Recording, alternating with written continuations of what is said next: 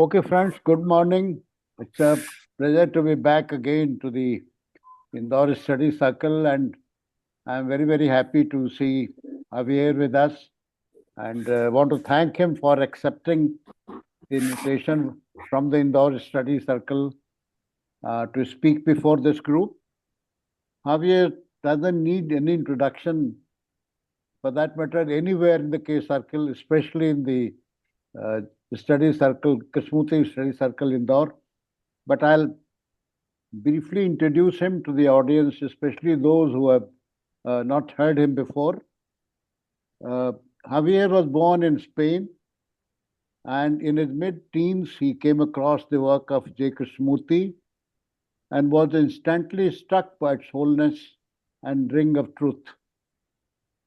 From 1975 to 78, Javier was a student at Brackwood Park School. Some of you may be knowing that this is a school Krishnamurti founded in 1969 in England. After completing a BA in Humanities and an MA in Spanish language and literature in US, in 1990, Javier returned to Brockwood Park School as a teacher. And there he met up with Krishnamurti's close associate, Dr. David Bohm, and actively engaged with him in the exploration of his dialogue proposal, one of the most creative approaches to self knowledge and transformation in a group setting. Javier spent nearly 2 years as a resident scholar at KFI Vasant Vihar, Chennai.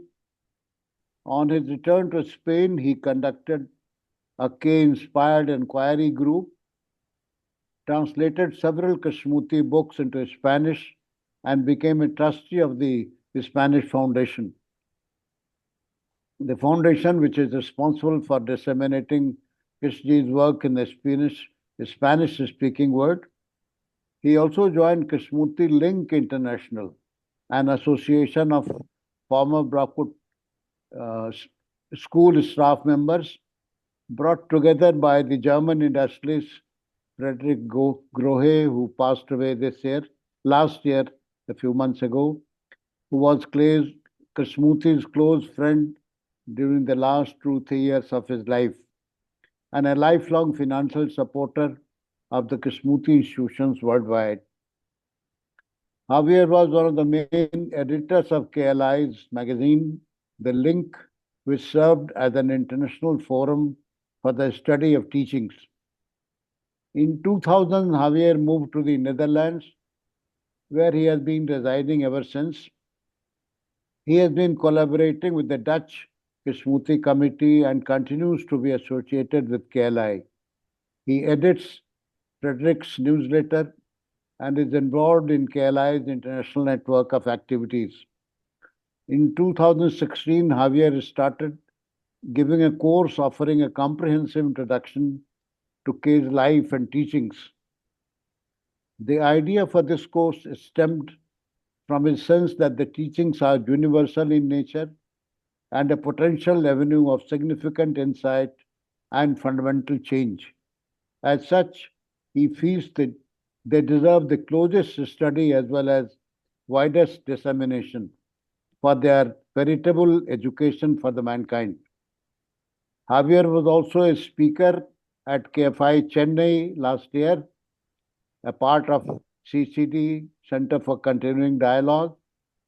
He is a very sought after speaker, and I really am very, very happy that Javier accepted the invitation of the Krishnamurti Circle Indore, and he is going to talk to us on how to live this life. It's a very interesting theme to talk about. Thank you, Javier. You can begin now. Yeah. Thanks a lot. Thanks a lot. I mean, I feel among old friends who haven't seen each other for a long while. So thanks. Yes. Yes. It's really, I'm very happy to be here with all of you and sharing in this inquiry.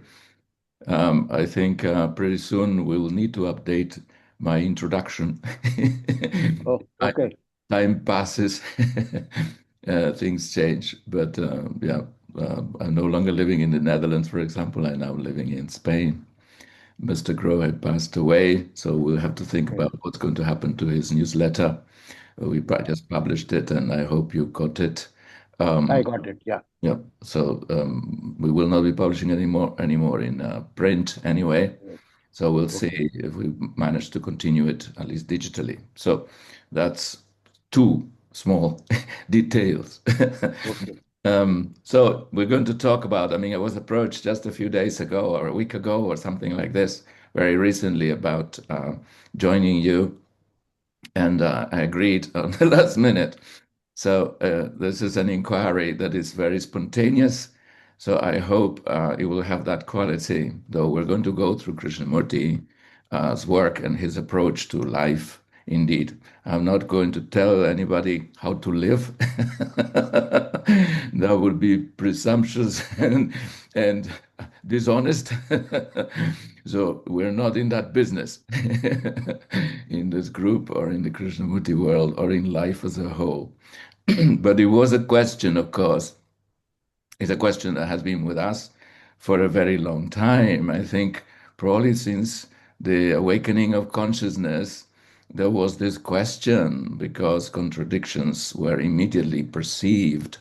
So there was an ask, what does it mean to live? Should one live? As you can see, all the civilizations that have ever been, all the cultures have posed that question and have tried to answer it, right? How should we live? What is the way to live? What's the right way to live? What does living properly in a wholesome way mean? What does it mean? Because humanity has this problem. We don't seem to know how to live. That's a weird thing. A tiger knows how to live. It lives as a tiger. And a joke of a friend of mine is saying, he says to say, people tell me, that to live means to be a lawyer, to be this, to be that. But I look at the cat and said the cat to live, it only has to be a cat. Why don't I, as a human being, to live, just have to be a human being? You see? Well, not quite. We are a contradictory animal. But we have a question about ourselves, and we carry these questions all throughout our lives. And it has, as I said, every civilization has tried to answer the questions, and they have made prescriptions. They said, we should be this and we should not be that. Here are the 10 commandments, and keep these, and God is on your side. You will be a good human being, and God will put the sign of goodness on you. The question of goodness is what really lies behind the question. What does it mean to live not just well, which seems to mean wealth and power, but to be good? What is a good life? What is goodness, really, for us human beings? And of course, goodness means not fragmented, not broken up. So that is the fundamental question. How to live? The answer is live as a good human being. Be good. Everybody has said this also, Yeah. right? Every single culture. My parents said it to me. I bet your parents said it to you. And we say to our children. There it goes, all down the line, from the beginning of time. Be good. And we know we are not good, not entirely. We're good on Monday, but not on Tuesday. So, what is that? What's going on with us? You see, some principle of disorder has been also, humanity has been aware of this, that there's some kind of focus or principle of disorder that is pervasive or persistent in human existence and in human consciousness. How to live in this world, right? This was the question. Was actually I borrowed the question from the book, the urgency of change. Somebody asks him that question, as in his secretary Alain Naudet, how to live in this world. Now, the how, as you know, for Krishnamurti is a complicated word. He always says there is no how. And yet, he, of course, what is his inquiry? But to find out what does it mean to live? What does it mean to live? period, really, in the end, is not even a qualification. He feels that life itself is order, life is relationship. So the world is the full, how you say, context set of our relationships. That's what the world really means. But that's life also. So life and world are the same, yet we distinguish, right? All of us have, when from childhood, we had a problem. I did. I don't know if I should extend it to everybody. Sometimes some problems are personal. But when I was a little kid, I realized that people's lives were tragic. There was too much violence, too much oppression, too much lying, bullying, too much lack of reason, lack of consideration, lack of affection. For our own good, they were beating us up. I mean, that's a total contradiction. I didn't think that we needed to be beaten up to make us good, you see, or to make us learn. The whole system of reward and punishment, of authority, of oppression, of indoctrination, of guilt, they try to channel us to goodness through the corridor of the opposites. Think about that. That we had to we were vicious apparently. We were guilty from birth. This is the Christian world, huh? Maybe, hopefully, it didn't happen to you. But we here in the Christian world, we were subjected to this torture, which is we were told that we were born guilty. Imagine what they put on us. We were born innocent, I think.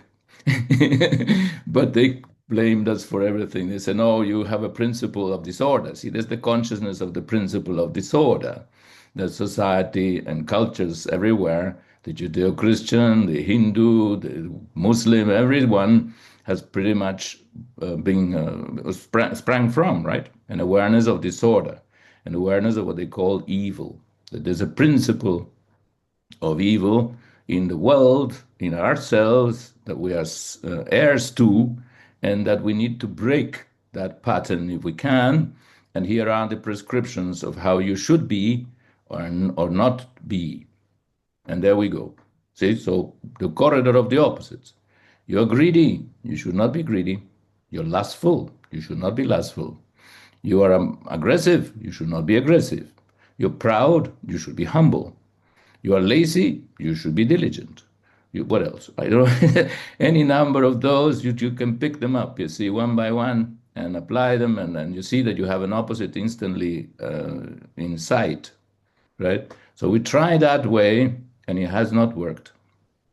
It has not worked, unfortunately.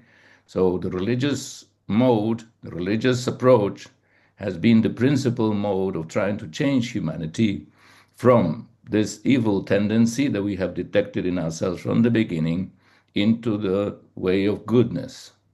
That's the primary motivation, reason for the existence of all religions, East, West, North, and South. Even the most primitive really intended this, right? With superstition, with belief, with reward and punishment, with indoctrination, with prescriptions, what we should do. Krishnamurti, as you know, he throws out what should be the ideal, the prescription, and the opposites. He's leaving us pretty helpless over here in the face of what is, right? But that's what he says. We will not arrive at goodness, or not arrive, no arriving. We will not, how you say, regain or find. Not sure even what verb fits anymore because it's something that is implicit in the very fact of not splitting ourselves up.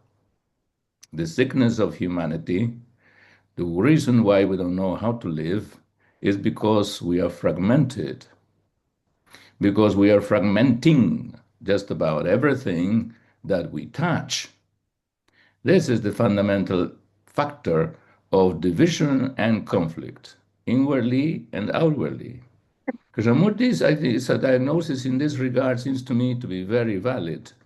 It is the factor of fragmentation that consists, becomes the breakdown of our inner integrity as well as our outer relationship. When we ask how to live in this world, normally, even in the chapter I borrowed it from, in the urgency of change, the question is mostly addressed at the world. It says, the world, look what it is. Outwardly, it's what it's full of what I was just describing and what I was seeing as a kid, you see, of this aggression, this violence, this imposition, this lack of intelligence and love, you see. That was part of it. We are destroying the world by the way we are. So we look outwardly, you say, well, it's full of violence. Then if you look at the biggest picture, you can see what is going on in the world at this time, at this historic juncture, is really quite, at least in the West, we're in a panic because there's these madmen, these mindless people in power, and they have no qualms about violating every single law established international for our security, for our progress, for our well-being, order, ethical behavior. You see, the good old laws are a continuation of the ethical principles of religion in order to bring about right relationship in the world. But you can see that the moment power comes into the picture, they are a law unto themselves, and they do what they want for their satisfying their own desires, and the law doesn't mean anything. They are the law. Might is right, and that's all it takes. So we don't believe ourselves, even universally, Christians or otherwise, in the principles that we have set up in order to order society. So a human being born in that situation, living at such a time, in the face of such pervasive disorder, the arbitrariness of power, the prevalence of the ego, which is what is being manifested, ask this question, because we are having to respond to these things and having to respond adequately. So Kay says at the end, the question regarding the world is valid in as much as that world is the manifestation of what we are. The ego of X or Y is mine as well. Therefore, I have to realize my own inherent connection, sameness, the indivisible nature of self and world. That the world is what it is because consciousness makes it so. And the consciousness makes it so because it is rooted in self-centeredness. So what world do you expect to change if you don't change? That becomes the critical. Krishnamurti really cuts off even that avenue of saying we're going to change society. Yes, all right. We need to change society in order to live properly in the world because of the way they are. When we were growing up here in Spain, we knew we had to change the world because we were living under a dictatorship. And that was a brutal, oppressive, authoritarian way of life, right? It was all dogmatic. You all had to obey, you had to conform, you have to just follow the miserable rules of whoever happened to be in a position of power and authority. That destroys relationship, destroys intelligence, destroys sensitivity, and certainly love is nowhere to be found. And without those, we don't have a good life. We don't know. It is not a life, it's a torture, right? So if we care, and that's the question, do we care? Then we have to change. We have to change the world, but we have to ourselves be that world. Some famous person apparently said that. Be the world you want to be, right? So that is clear. We are the world is us. There's no separating my aggression from the aggression of countries. There's no separating my authoritarianism or imposition of my opinions on others from the dogmatic stance of the Vatican or whoever it is. There is in humanity one single movement of consciousness which, being fragmented and in contradiction with itself, manifests itself as contradiction and conflict in the world. So that is a beautiful thing. Leaves one apparently initially powerless because one is no longer the avenue of changing out things out there is only a minor detail because the fundamental issue that comes from a focus that comes from a source which is in all of us. So if we change the outside, that source will still be operating and it will only recreate that same structure in a different way. As you can see, nowadays, the democracy has a dictatorial tendency, right? That's what we're seeing. At the end of the day, they seek power, they seek money, they seek all that. Therefore, the same old greedy principle of becoming collectively in this case, but run by individuals who are at the core of that same drive, is creating the world that we have. And it's a very dangerous world. That surely is not the way to live. Right? That's what I felt as a kid. Human life is tragic. This cannot be the way we were meant to live. Everybody sort of attacking everybody, creating conditions of conflict and division out of their own self interest. So you could say, very simply, and I think that's what Krishnamurti basically says, look, if you want to live well in life and you want a good society, if you want to be good, the fundamental question at the core of it is your self-centeredness. Can you be free from your egotistic self-centeredness? And that becomes the question, right? Because that self-centeredness is very well established. We can condemn it, but you can see that the condemnation is not the issue. We have to understand the whole thing. What is this me that has become the center of our consciousness and which becomes the focus of our attention and our relationships to everything? And is always, of course, looking out for its own profit, pride, profit, and pleasure. Pride, profit, and pleasure. I think this is basically the three principles of egocentric activity. Right? I want to be someone for sure, right? I want to have pleasure, major drive, you see. And profit is a translation of security in our time, right? So it was the bourgeois principles, really, the bourgeois society. You can see there's been no difference between the great dictatorships and kings of the past and the modern bourgeois society. The drive is still the same. So unless we tackle those drives, we will not have a better world, right?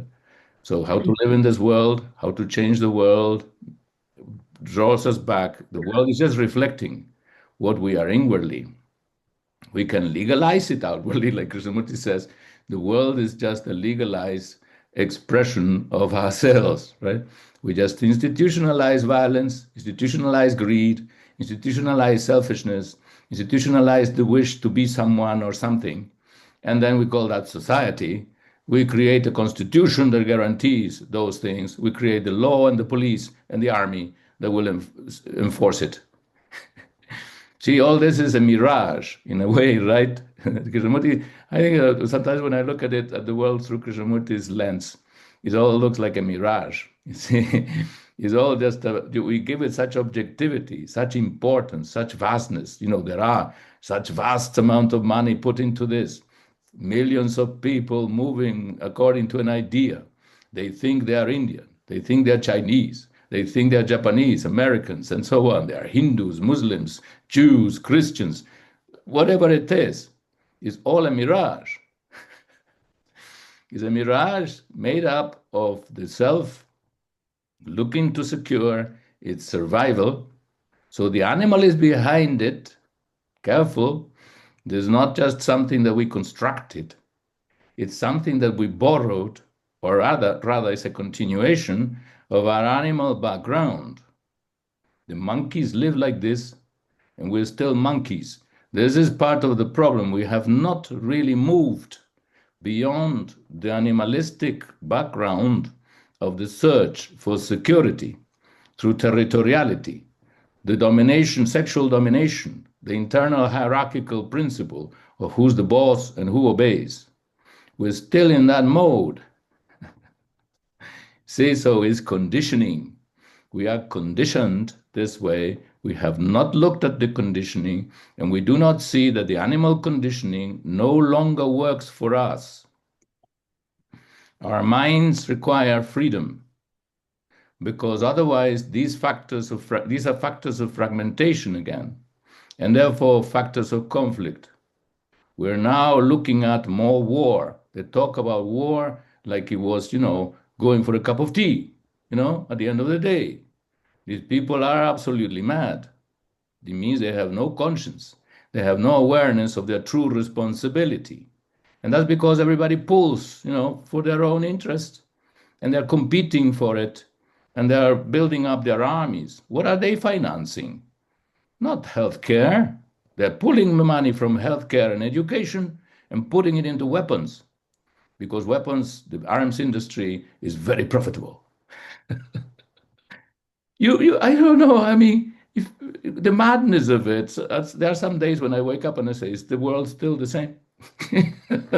And then you listen to the news and you think it's not the same. It's worse. Just last night, my son sent me a message, a joke, and says, Trump's latest invention. He was joking, and I had not looked at the news, you see, because I was preparing for this presentation. And so he said, and I said, "Oh, did he do that?" He said, "Oh, you haven't looked at the news." They just went and then took Maduro from Venezuela, and he's now on a flight to the US for a holiday. So, I mean, the madness just keeps going, and people talk openly about it. They're proud of it. They have the weapons, they have the means, they can change regimes, they can take the oil, and they can live happily ever after. Okay, that's just an example of the fact that disorder is pervasive. The monkey is alive and well, is now using the best brains available on Earth. Perhaps maybe dolphins have better brains, and they are living well and rightly according to the fundamental laws. We have this brain that technologically is tremendous, tremendous skill, and look what we're using it for. So we cannot, for a second, put our faith in technology. That's out of the question, because technology is used by the monkey, and the monkey is out of his mind. The monkey is completely bent upon the good old instinctual drives of power, pleasure, domination, security through territoriality, isolation. The principle of disorder is isolation. The principle of disorder is the self-centeredness, which is the principle of isolation. So that's what we have to question. The moment we identify with something, with being a particular country, or even a particular individual who has to make it against other individuals, as a family, as a group, as a class, as a caste, as whatever labels we to put on ourselves, we are creating division and therefore conflict. Those who think they are the chosen people and they therefore have a right to kill other people for the sake of their reconstructing their historical territoriality are not chosen by God. They're chosen by their own selves, which had identified with the past that tries to reconstruct itself. The past, and therefore time, is the fundamental principle of disorder in humanity. That's what he says. What is our enemy? He says the enemy is time. So what? My watch is my ally. He tells me when to catch the bus. So I shouldn't think that way. But it is this time. Look at it. It's simple, really. It's easy to miss. The fact that the self cannot exist except as an identification with the past. Collectively or individually, the self is the past. But the past by itself is separate from the present, creates a barrier, tries to impose itself, is bent upon recreating the old. The me wants to remain itself, self-identical, and identical to an idea. It's the idea which dominates our existence. But idea is just a thought of the past, is borrowed, It's based on a book. How come the self can be based itself on a book?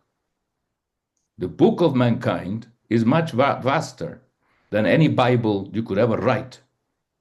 The book of mankind cannot be finally written because it is evolving as life. The book of life cannot be written. I think that is a tremendous thing. See, we want to remain safe within the scope of the known. We can't. The known is inherently unsafe because life moves always beyond it. Life is beyond the known, includes it as a necessary part of itself, like the skeleton of the body. It's the solid kind of things, like almost inert. It isn't, of course.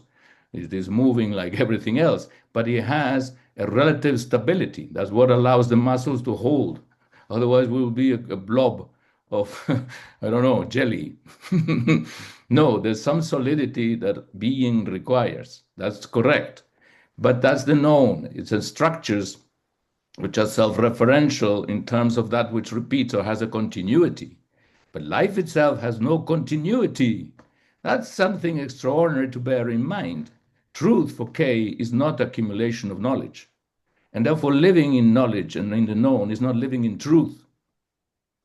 This is radical. You see, all these people think they have the truth. Careful with the truth. Because you can assume you have it, because it's known to be this. But the truth is not the known. There are facts within the known, and that's why we have science, and we can rely on them, thank goodness. But you see, the self is assuming a truth in its own self-knowledge, in understanding that it has an identification with the past. That's what he calls self-knowledge. It doesn't know itself at all. To know the self is to know that it is the past. And as the past, it is not the full scope of living, cannot be the guide of life. Life is beyond the known. Life is beyond the self. Therefore, the self, seeking security within the known, seeking becoming within the known, is inherently in contradiction with life. This is the fundamental conflict. I think that's a tremendous. Krishnamurti is putting us on the edge of, of nothingness. And I think that's correct, right? That to be something is to be identified with the past or attached to any kind of number of things, right? But the past is dead. And to live means to be awake to the present, to the new. So stepping outside or beyond the limitations of time, therefore ending or suspending, I don't know how you put it, because we have to have a deeper insight, I think, somehow into the notion of self as the factor of division and conflict, and into time as the basic, what Krishnamurti called the enemy of man. Right? Our own enmity, our own inbuilt enmity in consciousness, the contradiction of consciousness is very radical to consider that how to live in this world, meaning how to live well or rightly in this world, means going into this structure, understanding the nature of division and conflict, which stems from this isolating principle of self, which is inherently contradictory to life itself because it's identified with the past. Right? It's who is aware even of this, right? Who is even aware of this? If all these leaders were aware that they are the past, and that past is what's making them violent, because they are in struggle with life, not just with others, to begin with others, but with life itself, they would stop it. They would halt. They will drop all their flags. They will drop all their weapons. They will drop all their names. They will throw away their Bibles and their Qurans and whatever else they have. And they'll start, sit down naked from all these symbols. We are hiding behind symbols. That's the problem. We identify with symbols and we think that that is life. No symbol can ever be life, because life is beyond symbols. Life is the beginning and the end of creation itself. And that is radical. And we are not at that height. We are not able to meet life and therefore to live correctly because we're not at one with life. That very principle of timeless, creative, dynamic, creative principle of life itself. I hear Krishnamurti saying this. And boy, when I wake up in the morning, it's a great challenge to think that, are you going to live today?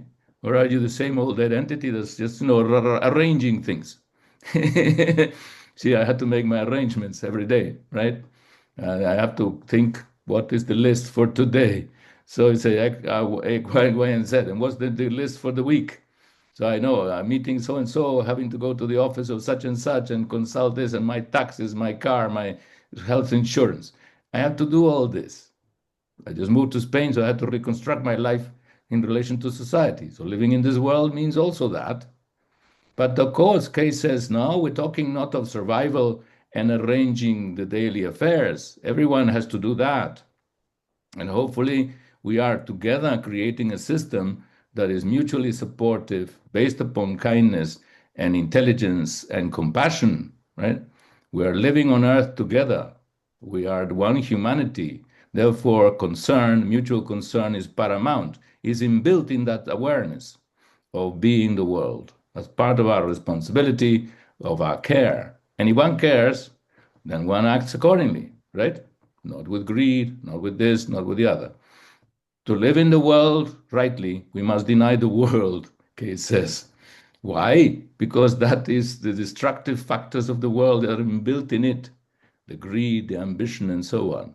To realize the danger of these things, to see how destructive they are, he says, is intelligence. And intelligence acts. So to end these things, to see the danger of it, if I approach another with these things, I am creating danger in the world. I am undermining the security we seek. I am undermining the care that we need because we're all vulnerable. We all need support. We all need to be there for each other. The hour of need is always there. But above all, we need not to be there psychologically as the focus of self-interest. The absence of self, the perception of the danger of self and the ending of self is, for Kay, the transformative factor that brings about right living in a right world. I think there's something tremendous to that. But look how simple and clear and direct it is. It concerns our daily lives, our relationship with those that are there, with the things, with the people, with the ideas, with all of it, right? As Krishnamurti puts it, right? That's life, is relationship, is action. So it's an immediacy to it. It's not a formula, it's not a prescription, it's an awareness of the total necessity to bring about an end to these factors of conflict. And awareness itself is the factor of order. That's the beauty of it, that it is right there in our immediacy of daily life where the factor of order is, just like disorder is in that. It depends on how we look. It depends on how we perceive.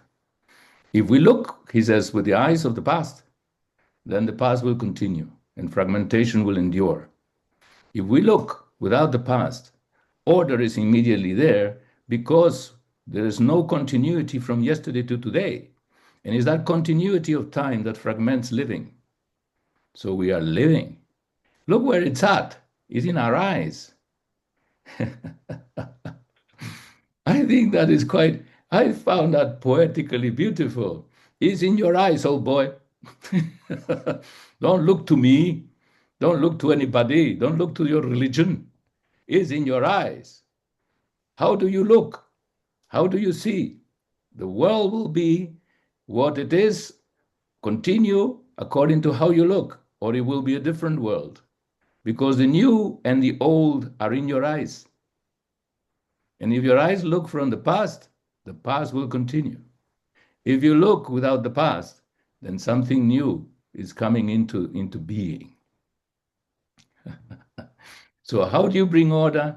How do you change the world? He says, by paying attention, close attention to what you do, to what you are, what you think, where is all coming from, inwardly and outwardly. The inner and the outer are one movement. The world is you, you are the world. Consciousness is everywhere. What we are outside is what we are within. So it's all one movement. Awareness is all. And he even gave a little, at one point, he gave in this same chapter, he gave a little suggestion as to how we could put order in our lives, you see, how to live in this world. It's not a formula really, but he says a good suggestion. He says you have to be aware, that's all, during the day, from moment to moment, as to what is happening. And that will bring order because you look at things anew. You don't carry on with the same old conflicts, right? And before you go to bed, he said, you should review the day and put order there so that the brain can rest. And therefore, when you wake up in the morning, it's not a continuation of yesterday. It's not thought that begins to operate. It's not desire, which is what happens to most of us. It's thought and desire and his concerns for security, for becoming, and so on, that repeat. But it will be rather intelligence and love, not the pursuit of pleasure, but love, not thought, but intelligence. Because we're opening the window of perception without the past. And that is what allows us to have a relationship, direct relationship with life. And that life is itself order, is itself beauty, goodness, and truth. Can we live that way? That's the question he posed to us at kids at Brockwood Park, and we're still on to it. So let's see. Let's discuss it.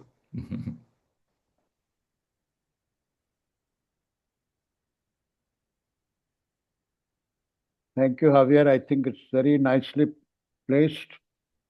And I think understanding self is the biggest problem that we have because we normally associate self to be our physical being, the me. And at one time, Krishna says that to understand self is the transformation. So I think we have a number of hands raised up. I'll start with Shakti ji. Yes, Shakti ji, please unmute yourself and ask your question. Yes. Unmute. Yes. Yeah. Yeah. Please go ahead. I wanted to ask that in one of your last talks here, previous talks, you told that Krishna ji told you something in Brockwood Park when you reached the school, and then told you to be in your room and sit for 2 hours to do that. What was exactly that? How did you introduce this question of meditation to you? Just I wanted to. Thank you, sir. Yeah. Well, actually, that's very relevant, I think, because that is part of this question of order, right? And of self-understanding and transformation. Let me see if I can be brief. Basically, when I arrived at Brockwood as a student in 1975, my English wasn't yet very good, but but I was understanding well enough. I was very surprised to find that Kay called a meeting with the students, just with the students, and he started talking to us about meditation.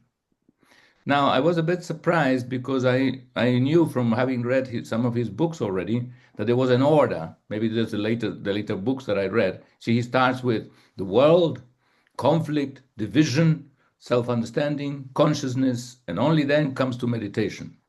Of course, he says this is all meditation because it's about awareness and non-divisive awareness of what is, right? That's the essence of his teachings in many ways, right? Just be aware of what is without choice.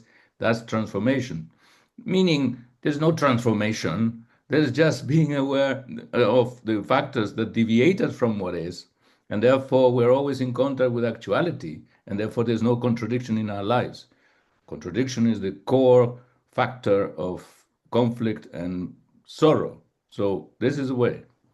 Now, I was very surprised, and he did say this.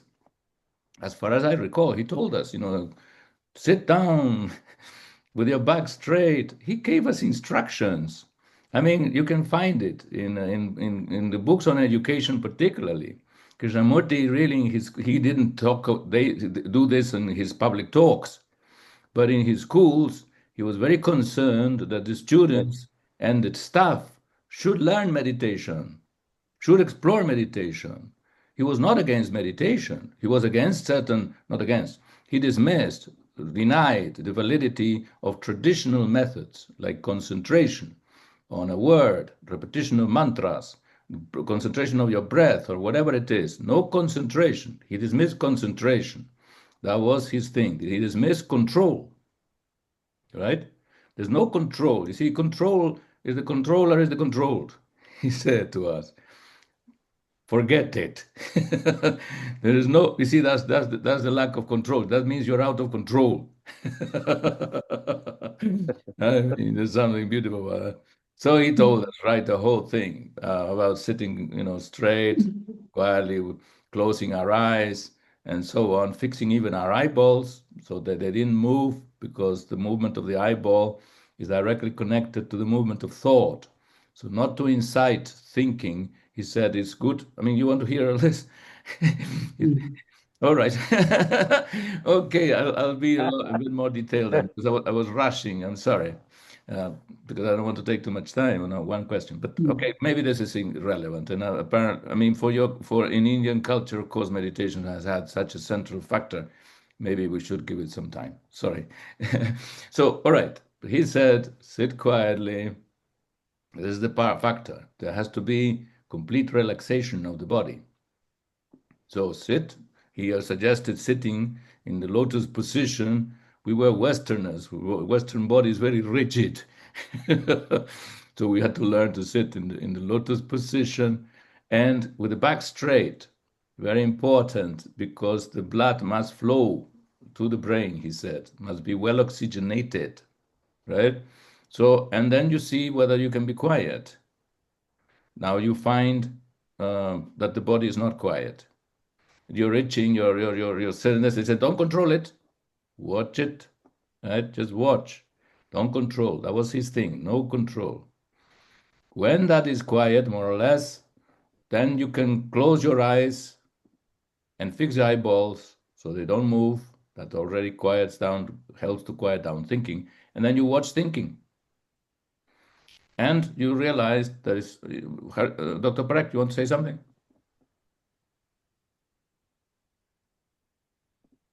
No. Okay. So you said watch thinking, and you see, of course, there is a complete streaming all the time, right? The thought is a restless being. Consciousness is a restless movement. Is the stream of consciousness, and it has a volume. It keeps going. So he said, don't control it.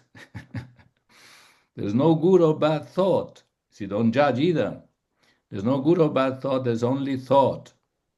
You're watching a movie, or you see, thought is just a process, like any natural process. It's like a flower. It is born, blooms, and dies. This is the nature of any natural process. And thought is exactly like this. It's a material process. It's a mental process. It is born, blooms, and dies. You have to allow that to happen. You have to follow the whole course. The ending of thought, look where it's at, is in paying attention to it so that it completes itself. It is nature. In fact, it is natural for thought to end. It's very interesting, you see, because we're all concerned with ending thought, but actually thought wants to end. We just don't let it. Because we're interfering with it and therefore giving it continuity. Because thought is always trying to solve problems, and because it generates fragmentation, it creates endless problems for itself, and therefore it can never stop. So if we pay attention to thinking, this is the suggestion, it will naturally stop. You see, it ends, then another one rushes over it, and another, until there is no thought. That happens naturally in meditation when you do it in the way Krishnamurti prescribed, which was through choiceless awareness, no control, follow the movement so that it completes itself. No interference of the observer in the movement of consciousness. So it's not like you have to stop thought in order to meditate. No, you have to become aware, but in this way, without control, because already you are divided. If you bring the controller, you are dividing perception, and you are preventing the free-flowing movement of thinking, which brings it to an end. So in fact, trying to end thought is a mistake. because it guarantees its continuity. You have to allow it to flow completely and end. That was his suggestion. And then you'll see, he said, what happens, because when thought ends, you have another completely different state. You still have thought. You can't say meditation means the ending of thought. It means that at a certain point, but it means paying attention to thought, a choiceless awareness, without choice, without judgment. That's the beginning. Then, of course, comes to the point at which thought ends, naturally ends. Like we said, when that thought ends is a very magical moment for most of us who live in the field of thought, because there is no division between the inner and the outer. The stream of thought creates the division between the inner and the outer. Talk about living correctly in the world. Right? It fits into our conversation today, because thought turns out to be the very stream of thought, the factor that divides the inner and the outer. Right? So you can see that as long as we live in the stream of thinking, this duality will persist. That's why meditation is very important, to find out what's the stream of thought, what it is doing, and what does it mean to live when the stream of thought, what is life when the stream of thought ends? The stream of thought needs to end for life in its fullness to be, you see, because it's creating the division, inner and outer. The self in this as the stream of thought is that division. This you discover by doing this. That there's a moment when indeed, you see, that stream stops. It's like it dries up. You say, oh, I want to cross to the other bank of the river. No, the other bank is created by the river. The river needs to dry up. And you cannot dam it. You see, that's the thing. You cannot dam it. We're all trying to dam it, right? Put a wall and then don't run. No, the stream will get over the wall and break all the walls. The very dam is the stream. So the one end. But when that ends, then there is no other shore or this shore, because the division between the inner and the outer has ended. That's pure joy. Kay says there are depths to it even then. Kay wasn't stopping there. Kay was a great, what do you call him, a cosmonaut. He went into the cosmos, you see, and he didn't see any end to the depth of it, right? So that's what he says. Meditation is this journey to the source. In the unknown, there are depths also in being, right? So in 1979, 1980, he says the movement of meditation that has accompanied this guy all his life reached. He didn't like the word. the absolute, the source of all, and not just all energy, but the source of all energy, that beyond which there is nothing, came to the end of the journey. According to him, there's nothing more to be found. I wonder what happened to him since there was no more to be found. Of course, except that it's creation itself, and creation is always new, right? This is what we're talking about. The living with a sense of that source, of that creative source active in our lives. We don't know necessarily what it means except through the words, but we sense the beauty of it. We sense the order. We sense that there is this dimension potentially to, when I say us, I mean consciousness or living, that we can share in that. And that's the greatness, potential greatness of humanity. We've sensed that also from the beginning, just like we sensed our disorder and are going the wrong way. We also sense that connection is possible, but we have to live in a certain way. Our life has to be faced in its totality, and we have to face consciousness above all. That the factor of separation came in consciousness through the stream of thought and through the creation of a center, which was sort of the main factor of survival. See, that's how Krishnamurti sort of reduces it. That for survival purposes, we created this center, and we put our bet for security on the known, and therefore that created a barrier in terms of the real force, energy of intelligence and wholeness. And that is part of the human inquiry, to see about balancing these two. We need knowledge, but we need no self. The self is like the blockage that keeps knowledge, you see, separate from truth, from intelligence. So that was the context in which all that came in. And I recommend, if you want a recommendation, to try that out. To try that out. Don't be afraid of the Krishnamurti saying, "Don't practice, don't do anything." Well, he told us, But of course, what he meant by practice is a system, a method in terms of control. He denied it. So it's a practice in the sense of practice comes from a Greek word meaning praxis, meaning action. It's an action.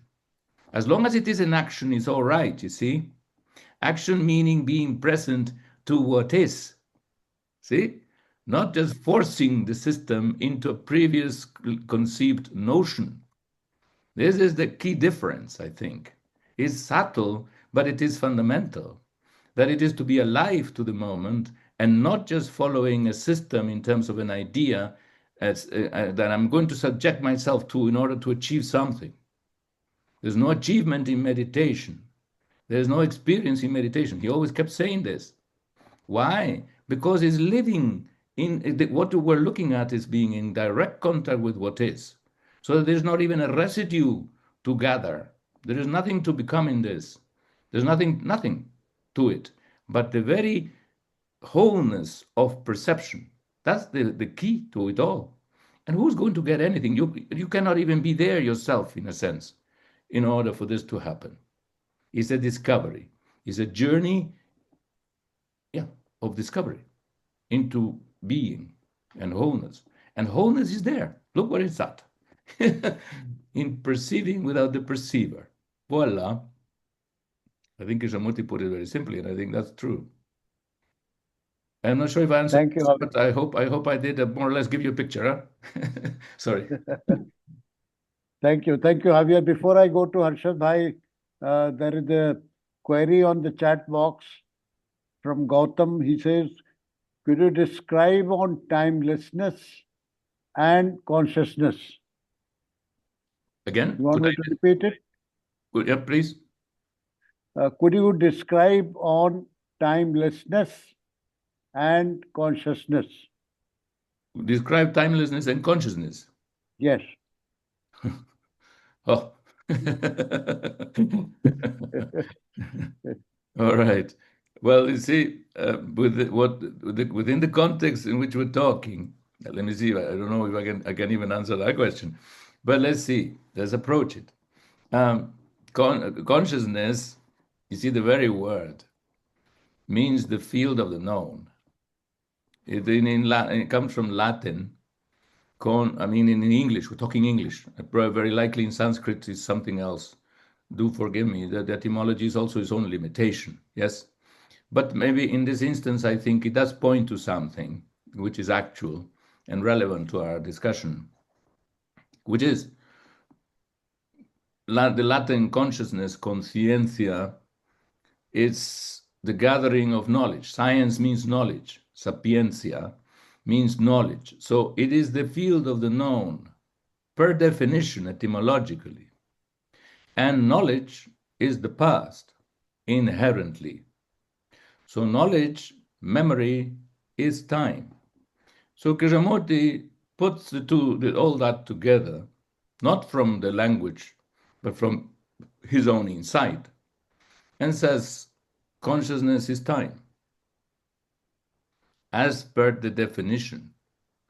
Consciousness has other meanings and has been given other meanings, like cosmic consciousness or the great consciousness, the consciousness with a little c, or the consciousness with a big C. All right, Krishnamurti dismisses all that and says, no, there's only the consciousness with a little c, which means the field of the known, the gathering of knowledge. Not just me, my little life, but all humanity has been gathering knowledge. The very structure of consciousness is along the lines of the known. Thought is the response of that known, as well as the system which builds it up and gathers it. Consciousness becomes its own gathering and implementation of knowledge. Therefore, Krishnamurti sees in that a limitation, an inherent limitation, the time-bound factor of consciousness as the known, as a divisive factor, necessary factor. What would be humanity without knowledge? That's a real question. Look at us. We're talking across space and time because knowledge has built this machine, has created some satellite and put this little laptop that each of us has in front of himself. All right. Well, thank you very much. We have to be grateful for a lot of things. Medicine, Krishnamurti always mentioned medicine because he was very impressed by surgery, with the advances in surgery, and they are considerable. All right, they have other problems, but they still, knowledge is moving, going on. Oh, and yes, they made very excellent bombs, the best bombs in the world now. So it has that duality, right? Because knowledge is just an instrument and is going to be used by us, right? That we know. And we have to be careful, therefore, with the operator of knowledge, which is knowledge itself. See, this is a problem, that we don't realize that knowledge is managed by knowledge. A knowledge that is ignorant of its own inherent limitation and nature, and is therefore the awareness of the limitation of knowledge as psychologically applied is one fundamental factor of responsibility. If we're not aware of the limitation of psychological knowledge itself, which is time, we will not be able to use knowledge properly in the world, because we will use it for our own separate, individualistic, egotistic, collective or individual purposes. We will be destructive. Humanity has been on a self-destructive course from the beginning, and that's due to time. That's due to consciousness not understanding its own nature, and therefore knowing its limitation. It's going beyond its limitation. It's attributing being to knowledge. Knowledge and being are not the same. They can never be, because being goes beyond knowledge. Being is life, is creation, is the timeless, therefore. This is the this is the eternal argument of humanity with itself. We've known this for a long time. Time again. You see, we've been at this for ages now. Human beings have been struggling with this thing of time. I think all my ancestors were rebelling against it, and yet they knew they had to live where they were, right? And they were struggling. But you see, the time that we had to tackle is the inner time. We know we're going to have to go our little journey of birth to death biologically, right? But we also know that we are trapped in the collective universal stream of time that is consciousness, which is in a self-destructive mode.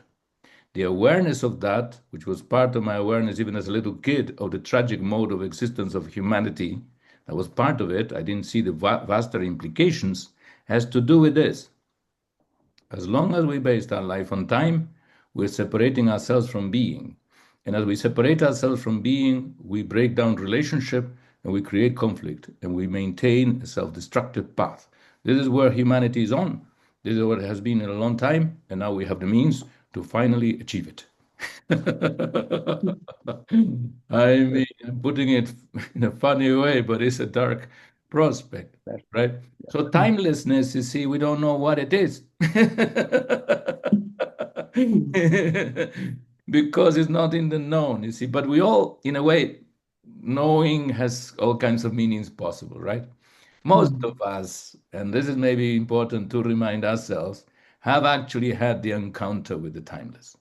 I'm not sure we can appropriate it or say, well, it was me who did it. Consciousness, or whatever you want to call it, the mind, at a certain time, particularly when we were kids, those moments existed for us. This exists for every kid, almost, I don't know, for many kids in the world. They have this experience. And again, experience is not the word.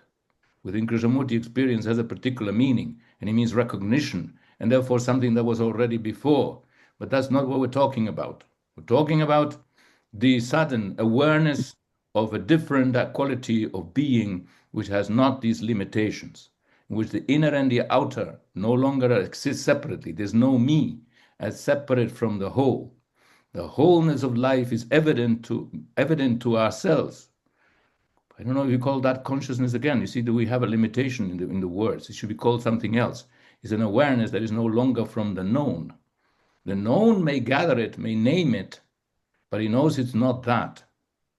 Again, you see where the language breaks down at this point, because we know only from this side of time and experience. And then we call it an experience, and we want that experience, but it's not an experience, it's something else. And yet that is also has been evident in our lives, that those moments have arisen spontaneously, without preparation, without meditation, sitting down or not sitting down. There was there, because this is also the how do you call it? The birthright of the human mind, that this dimension is available to it if it's in a state of order within itself, which means free from self. That is available to it immediately. The whole connects with the whole. See, that's what Krishnamurti used to say. The alone speaks to the alone. The alone meaning all one. When we are all one, then there is also the oneness of all with us. And that is the timeless. Time doesn't have any meaning there, like the self has no meaning there. Both disappear. That is part of the beauty of being human, the tremendous potential of being human, and what we need, because look at it, it wipes away the whole spectrum of the world. That is, in the end, is what it means to deny the world, is when this happens. The world is denied there. And the world, as the broader cosmic, in its broader cosmic essential nature, is restored to its wholeness. And that's the way to live, according to the wise.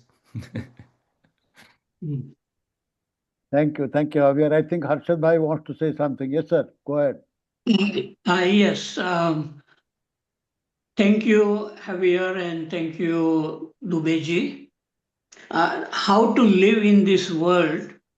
Naturally, we want to live with happiness and with clarity. It seems to me that after we go to school, college, we learn language, and then we are living with words only. And it goes on our thinking without our awareness. And this thinking creates many, many problems, like this thinker, I or me. It comes from thinking. So if we want to live very happily, we need to slow down our mind, and then only we can see very clearly what is happening. And it requires this another dimension called awareness, which is not thinking. So we do get so much lost in thinking, and this me or I, we get lost, and that dimension of awareness is lacking. Only when this awareness comes in our life, we can very, very clearly see how our mind is working, how it is creating problem. If there is a anger is coming, it can be seen at its root. And that is lacking. That is why the whole world is so much in disorder, and people are fighting also within themselves and with other human beings. So the basic requirement, if we want to live happily, we need to slow down. And that is what this meditation is, slowing down to see clearly how the thoughts are going. So that is lacking, this awakening of awareness or intelligence. And when that comes, then this thinking doesn't become a problem. It is this time is not an enemy when there is a awakening of intelligence. Otherwise, thinking, time, it becomes an enemy, and we are not able to know really what love and beauty is, because our mind is just living in thinking mechanically, using too many words, explanation, knowledge. All that doesn't help, I feel. So need to slow down. Of course, there is a analogy or a metaphor in traditional religion. It says the thorn of ignorance can be removed by the thorn of knowledge, and then the thorn of knowledge also has to be thrown out. So knowledge can become a burden. So one needs really quieting down and seeing, and then everything we see, it looks very beautiful, very fresh, very new. And so our problem is that we are getting too much lost in words, explanations, intellect. So the intelligence is something different. Intellect, it creates more problems, I would. So how to live in this world is to slow down and to have a different dimension coming in our life, awareness or intelligence, which can see how problems are being created as at their root. Okay, thank you. Yeah. Thank you, Arshad bhai. Thank you. Thank you. Prashad Garu, please unmute yourself. Please unmute.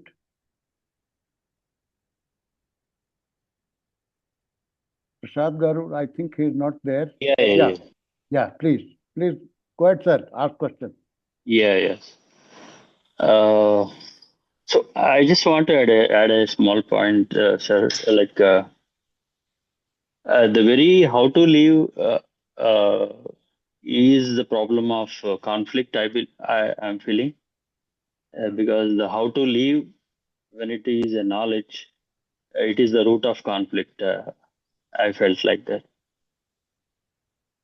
This is just I want to add to whatever has been said. Okay, this is a comment. Javier, would you like to? It's a comment, sir. Yeah, well, knowledge psychologically is the root of conflict. Knowledge per se is not necessarily the root of anything, because it's just a reflection of, in principle, you see, knowledge. That's why did the world put such an emphasis on knowledge? You can see that this is what we are. We are in the cognitive age now, the so-called cognitive revolution. Let's not the word deceive us. Cognitive, it means knowledge. We're in the age of knowledge, but we've always been in the age of knowledge. It's not new. It's just another phase of the development of knowledge. Why? Because it was supposedly, at least since the scientific revolution or in the West, the way of establishing facts that could be relied on for coherent, sustained action. That's why we have science. It says, this thing falls because there is gravity. And this is the formula, and you can test it. And you test it, it works here, then over there it needs to be changed. That's the way of science. So science has been a nucleus of our endeavor, because knowledge has been important in terms of establishing facts. Humanity wasn't born, apparently, with the capacity to perceive what is. Maybe it was, but it somehow, we didn't know the reasons of things, so superstition came, you see.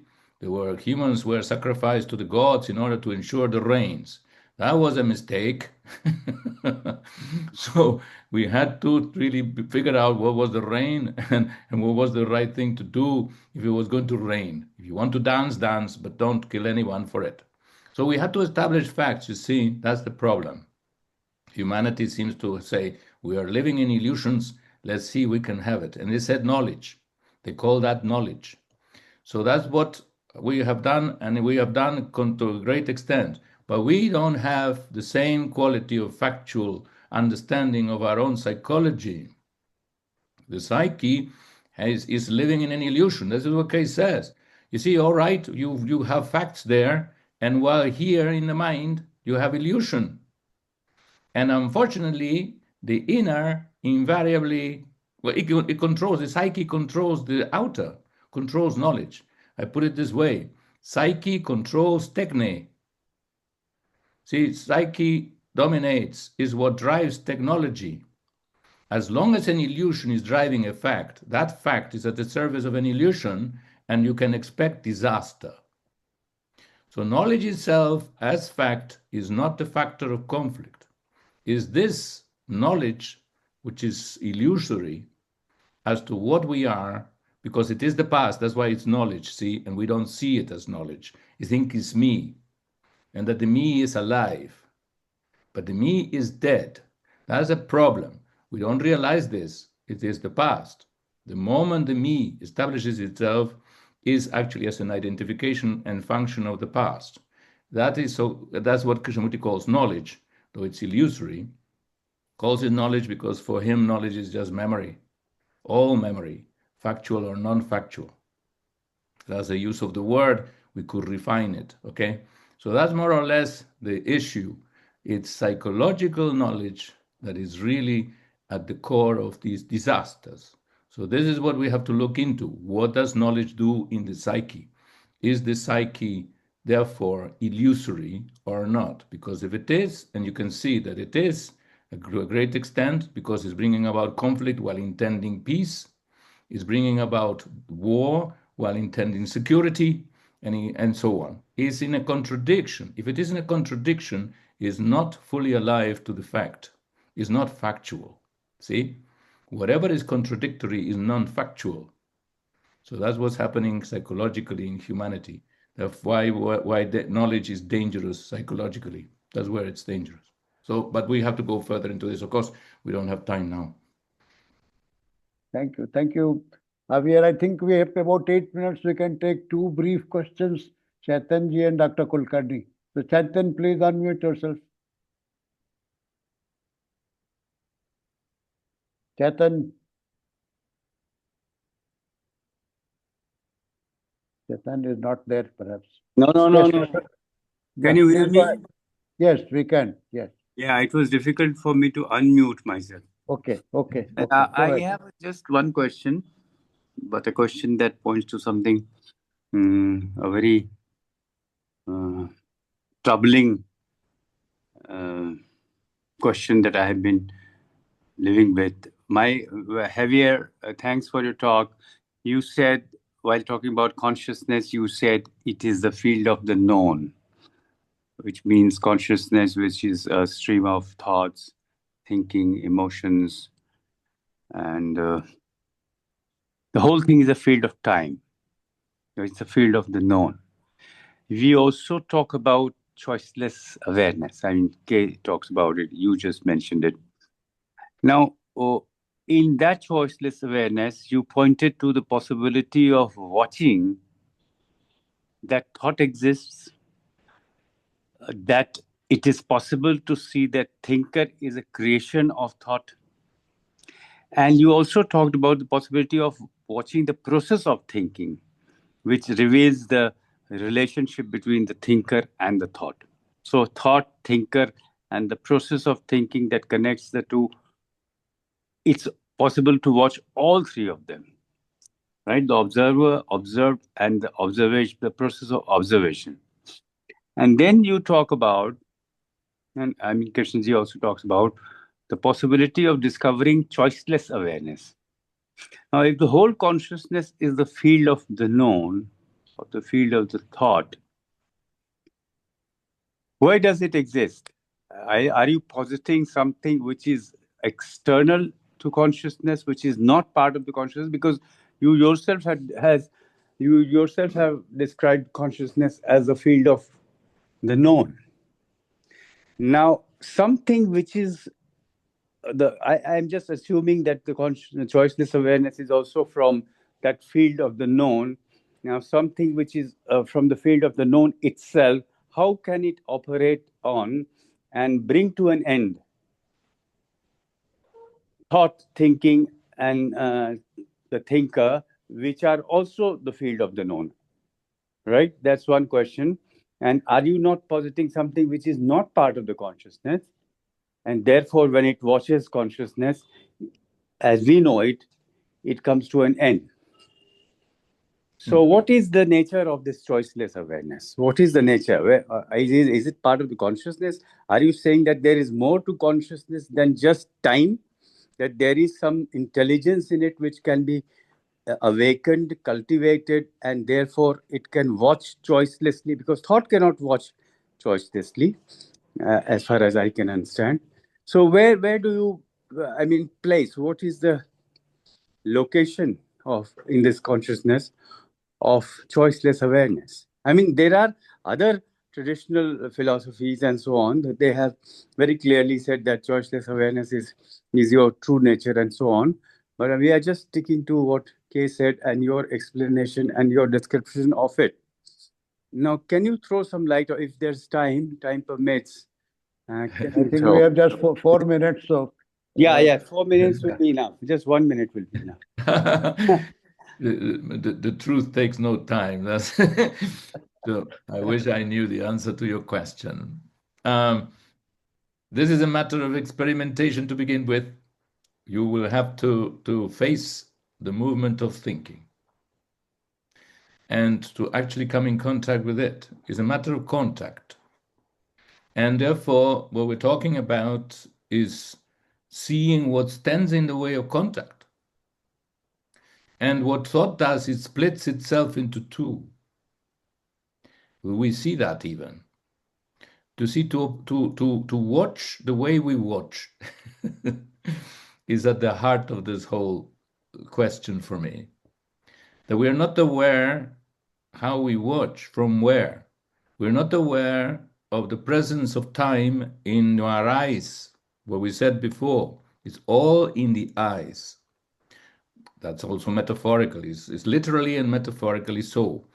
It's the way we look. If we look with time, then what we are aware of is time. What we are aware of is confined, filtered, determined by that projection of time. We will see what we recognize. So knowledge is the key factor. There may be something new, some other factors, but fundamentally the core factor of our perception is knowledge, is the known, is the previous experience that has been gathered as the way to look at the world, the knowledge of the world. We look with knowledge. Even naming things, like Kay pointed out, is part of that recognition. So the known looks with itself at whatever it is and says, that's a banyan tree. So that banyan tree goes into the past, and we lost sight of the actual tree. Knowledge just repeats, confirms itself, feels sure and reassures itself in its knowledge of actuality, and moves on. That's the way we move through life. This is my wife. The moment I say this, I move through her, as it were, past her. I don't pay attention how she's doing today, what is she even wearing, how she's feeling, what's she looking, why is she sad, is she not sad? That is my wife. Boom, moved. And the same with myself in the mirror. That's me, pass. We're bypassing the whole time. So awareness is the beginning and the end of the whole story. To be aware of the way we look. That's difficult, you see, because the very looking says, I'm seeing. We don't see that we don't see. To see that we don't see is the beginning of the whole story. Do we see that we don't see? Then that awakens our intelligence, awakens our awareness. And indeed, you see, the question then is there another factor? That very awareness is not within the known. You see? That's true. I feel, you see, awareness of choiceless awareness only means that you don't bring this usual standard sensor to bear on what you're looking at. The knowledge is still going on. See, this is beautiful. I mean, you raised an interesting question. We don't have time, unfortunately, to go into the subtleties. You are on to something very subtle there. I say, go on, carry on, but especially just look at how you look, at how this knowledge is making us bypass existence, bypass actuality, miss each other and ourselves in the process of living. We're living in abstractions. That's the problem. And therefore, not in touch, not in contact. What love can there be? What intelligence? What compassion? What change? Doesn't change anything because the whole thing keeps moving according to its own mechanical function of the past. And the past is everywhere. Everybody is the past. And that's why we pass each other like ships in the night. Okay, I'm not answering your question because there's subtle, not answering fully, but just this much maybe is important. One, experiment with it. Be aware of how you're aware, or that of whether you are aware. Be aware that you're not aware. Beginning, number one. Number two, indeed, awareness implies the unknown because it is the non-operation of the known. It's a negative thing. You see? We're not even talking about the unknown, but the non-operation of the known. Like Kay said, the now is the silence of yesterday. Can there be that silence in the observation, the silence of yesterday in the observation? That's what changes everything because then the fragmentation is over. Even the fragmentation of separating the self from its projections. The self is divided from itself. You see, everything is division within this field. But the beginning of non-division is to begin to see how this projection and division of self, the observer and the observed, is false. That's the next step. Because what we see is what we project. And that's why we don't see. Pay attention to that. The unknown comes in there, in the suspension. First, the suspension of the known as the factor of perception. It's not even the unknown yet. It's just the suspension of the known. Therefore, you're looking with new eyes. This is all we're talking about. Can we look with new eyes? The eyes that are not filled with yesterday. And can we look at yesterday also in the same way? That's the little trick, right? Do we have to look at yesterday in the same way without yesterday? And Kay says Thank you. that's the way of freedom. All right, we'll leave it there. I'm sorry, can't answer that more extensively. Go on, explore. It's a beautiful question you have there and a very subtle one. Thank you, Javier. I'm sorry, Dr. Kulkarni, we don't have time now. You can write your question to Javier and get a written reply. Thank you all. Thank you, Javier, once again. It was very stimulating and very, very nice. Thank you so Thanks much. a lot. Thanks a lot. It's good to be with all of you. All the very best for this year ahead. Thank you. Bye. Bye bye bye. Bye bye. Thank you, Dubey. Thank you, Dubeji, for Thank you. doing a Thank you. favor to us. Doing a favor to us. And I hope Javier will come back again to clear it. As long as I'm alive, bro. Okay, thank you. Thank you. Yesterday. Bye bye bye. If you see this lecture as a yesterday. Bye bye. Thank you very much. Thanks to all participants. Please end it now.